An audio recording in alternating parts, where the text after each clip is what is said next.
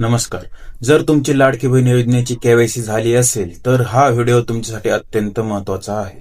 कारण तुम्हाला माहिती आहे की लाडकी बहीण योजनेची केवायसी पूर्ण झालेली आहे, परंतु तुम्हाला खात्री करावा लागेल. कारण जर केवायसी पूर्ण झालेली नसेल तर पुढील हप्ता तुमच्या बँक अकाउंटला जमा होणार नाही. त्यासाठी तुम्हाला खात्री करून घ्यावा लागेल. मी सांगतो त्या स्टेप फॉलो करा. सुरुवातीला तुम्हाला लाडकी बहीण योजनेच्या अधिकृत वेबसाईटवरती जायचं आहे.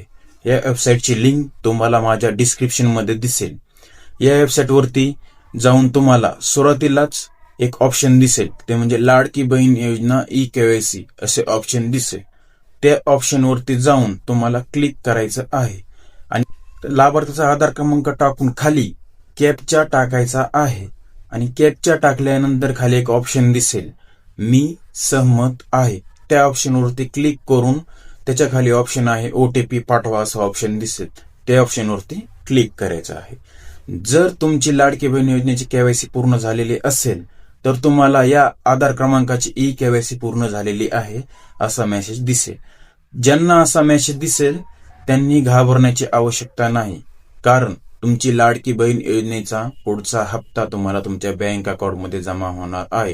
त्यांची ई केवायसी यशस्वीरित्या पूर्ण झालेली आहे. व ज्यांनी ई केवायसी पूर्ण केलेली नाही त्यांना सरकारने 18 नोव्हेंबर पर्यंतचा टाइम दिलेला आहे. तर सर्वांनी लवकरच आपापली ई केवायसी पूर्ण करून घ्यावी.